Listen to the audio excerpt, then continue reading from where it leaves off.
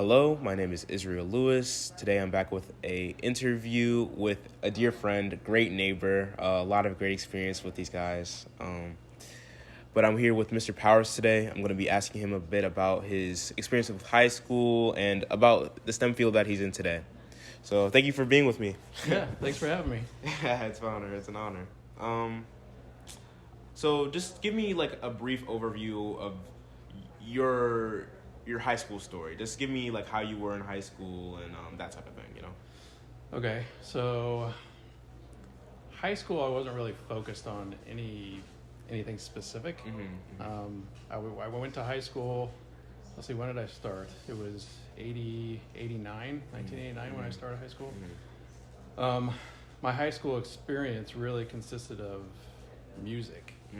So most of the time I was in music classes. Yeah. I took my core classes, math, language arts, that sort of thing. Nothing really stood out that much. Yeah. And at the time, computers weren't really big back then. I mean, there was a computer lab, but I don't think I ever went in the computer lab. Ooh, wow. Yeah. Wow. So, being where I am today, I don't think that my high school really encouraged that a whole lot, right? So, I took a lot of classes, a lot of required classes, but most of it was focused around music. So For sure. A lot of music classes. Yeah, more of a passion. Yeah. So, and just for context, tell me about the STEM field that you're in.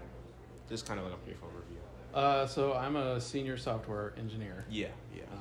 I develop software for a financial institution. Got you. Absolutely. Okay, cool. Yeah.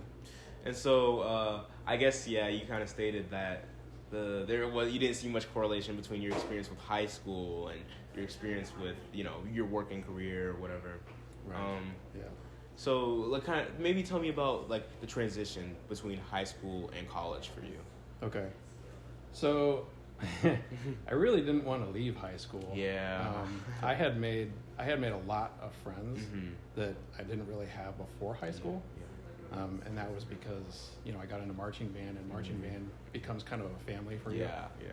So I really didn't want to leave, but I ended up graduating in 1993, and I went off to a local college, community college, and I started studying various things. I didn't really have a focus at the time. Gotcha. It was kind of around accounting at the time. I kind of wanted to be an actuarialist. But I took some accounting classes. I didn't really do that well in them. Yeah. There was a lot of math and a lot of writing. So I didn't really have a focus when I went to college. Yeah. My parents were like, just go to college, just take some classes, see how it do goes. something. Yeah. So I got my core classes out of the way, and then I tried to focus on a major, but I didn't really have an idea of what I wanted to do. Like I said, I went into accounting, but I didn't really like that, so I switched my major over to biology. Kind of wanted to take microbiology, do something in that field, but I ended up taking anatomy and not doing very well in anatomy. So I was kind of getting frustrated. I just kept jumping around. I did take some music classes, choir, concert choir, chamber choir. But then, after about 5 years of going to college, it just kind of fizzled out. So I stopped going. I didn't feel comfortable spending my parents' money and going to college if I didn't really have a focus. So I dropped out. I got a full-time job actually working for Wells Fargo. Wow. Back in 1997. I got a full-time job. Well, it was a temp job first that turned into a full-time job. Gotcha. And that full-time job, I was working with computers at the time, but I was doing more like local help desk support. Okay, for sure. Yeah. For the computers. So, I got back into computers and enjoying being on the computers and supporting people with computers. And they had the facility that I was working in had a local server. Gotcha. So I got to touch that a little bit. I was kind of first level support. Okay, cool. If there was something I couldn't do, then I pass them on to someone else. For sure. So then, let's see, how did that pan out? So I did that for 5 years, and I decided that I needed to do something else, something that made a little more money, so that I could get out on my own. I had moved into a friend's house, but I wasn't making enough money at the time, so I figured I needed to go back to school. So I went back to school. I went to Phoenix, University of Phoenix online. Gotcha. I was taking online classes. My credits that I had from my previous college experience transferred over. That's good. So then I only had to take 3 years in the field that I wanted to go into. So I ended up choosing Bachelor of Science in Information Technology. Gotcha. Just to get a degree because I needed something. Yeah. And there was a little previous experience with it in your last right, job, for sure. Sure. So I was, when I was trying to find another job that paid more money, a lot of them were requiring a degree in something or a certificate or something. So I ended up going back to school. I went back to school on my own dollar, not on my parents'. Yeah. But yeah, I went through the whole program, just stuck with it, just because I had to. I didn't really have a certain part of information technology that I wanted that I had to focus on. I just wanted to just kind of get a general degree. Yeah. So I went for 3 years, did that online, ended up getting my degree. Yep. And then that's when I got hired on with another team in Wells Fargo. Gotcha. That increased my salary a lot. Yeah. So that kind of paved the way for where I'm at now. Gotcha. Yeah. So I was still doing help desk at that time, but it was paying a lot better. Okay, cool. Yeah. So you became one of those guys that you would usually pass on to. You know? Cool. Right. Okay, gotcha. Right, working with that team. Okay, yeah. cool. And it actually was that team. Wow. Yeah. Wow. Yeah. So that's poetic, right? I like that story because it wasn't always. A lot of it was unsureness, and I feel like that's such a big theme with high school students today, especially. Everybody's like, I guess I'll go into nursing or computer science because those are good industries, those have good jobs or whatever. But it's also like you went through a lot of life experience, and that kind of paved the way. Like, okay, this could work, right. and you tried things, and it was like, okay, this could work, and you pursued something when you found it. So I think that's a super valuable lesson. Yeah, computers always seem to be in my life. I mean, even before high school, I was playing around with computers. Yeah, and I was thinking about this the other night. I had in third grade, we were taught to use this program on an Apple IIe. That was it was a turtle program, and you would give it commands, and the turtle would move on the screen. And I thought that was really fascinating. That is pretty cool. So we ended up, exploring that a little bit more. And then when I got into junior high, a friend of mine brought me over to his house, and he's like, "Look at this code that I wrote that does this, fancy stuff on the screen." It was drawing lines and stuff on the screen, kind of like an old school screensaver. Yeah, gotcha. That you see today. Gotcha. Yeah. But then when I got into high school, it just kind of fizzled out. Yeah. But it got rekindled, I guess. Yeah. It just always seemed to come back. Yeah. Interesting. Okay. Cool. And computer science was actually it was a field that I tried the first time I went to college. Okay. Yeah. But I didn't do very well with it. It was object-oriented programming, and it wasn't the stuff that I had played around with earlier in my life. So it was a lot more technical, a lot more complicated, and I wasn't really picking up on it. Yeah, for sure. So, gotcha. Yeah. Wow. Okay. That being said, wow, that's a good overview of kind of looking back at your past experiences. Obviously leading to where you are today.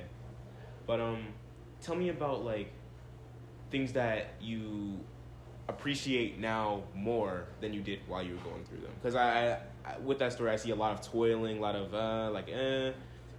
So what were some things that you appreciate a lot more that you went through? I guess just the creativeness of it. Being able to type some stuff into the computer and have it actually do something.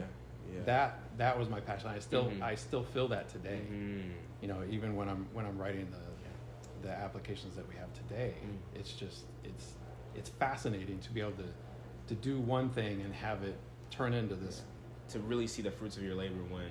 Right. Yeah, right. I'm taking AP Computer Science now, and it's like, it's very fascinating. I feel the same way. It's very like, especially when you're dealing with errors and it's like syntax and it's like, okay, and you toil with it for a while, but then seeing the fruits of your labor right there, like, oh my gosh, it finally printed, it finally, the test finally works, whatever, you know, whatever it may be.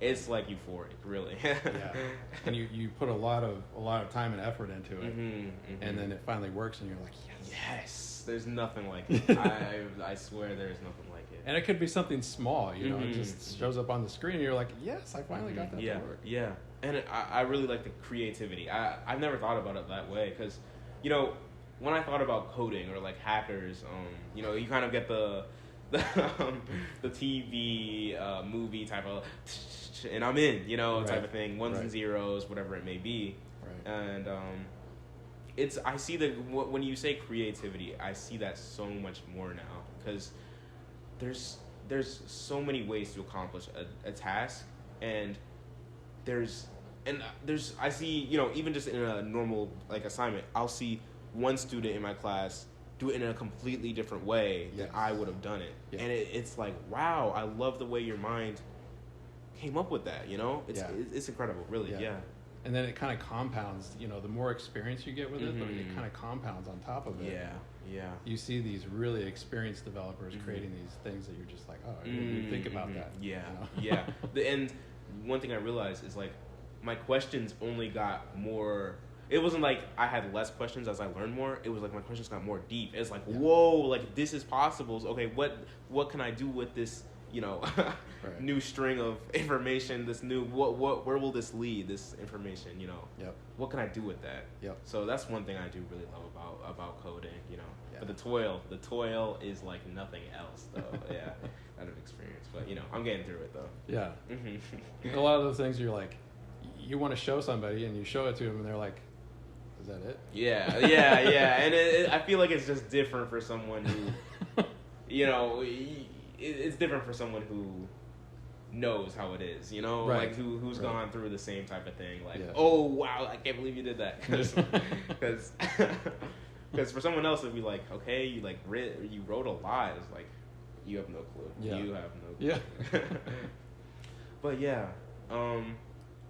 and just to close this out, you know, me being someone who wants to learn more about the experiences from my elders, from the people who came before me, what are the types of questions that I should be asking?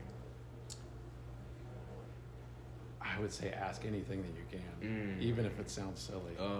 Just ask it, because the more information you get and the more experience you get, the better off you're going to be. That's been a huge thing for me. I always feel like, oh, I don't want to ask too many questions. I don't want to seem like, oh, I'm just piggybacking, whatever. You know, like, this is interesting when he said that, but I don't want to like push it on him or anything like that. You know, I feel like that for sure. Yeah, and don't be afraid to ask questions. Because I mean, if that more experienced person is willing to help you, then ask as many questions as you can. It's such a resource that, you know, goes really untapped a lot of the time. Like and you know, a lot of old people have all this wisdom. And it's like nobody wants to ask. No one wants to like, oh, like, what's your story? You know, and it can be something as simple as that. I feel like that's one theme I've seen a lot with my interviews. It's just, it's so important to ask about people's story, because people are so complex. We don't realize, you know, even maybe it's with social media as well, where it's like people's lives are so commoditized. But I feel like there is so much nuance to each human life that we have no clue to, and getting a little, even just a glimpse into that, can be perspective altering, wildly perspective altering. But thank you again. Thank you so much for your time. This was a really good conversation. I appreciate it. I just, you know, I really appreciate your time, and I appreciate your answers. Yeah, no problem. Yeah. All right. Beautiful.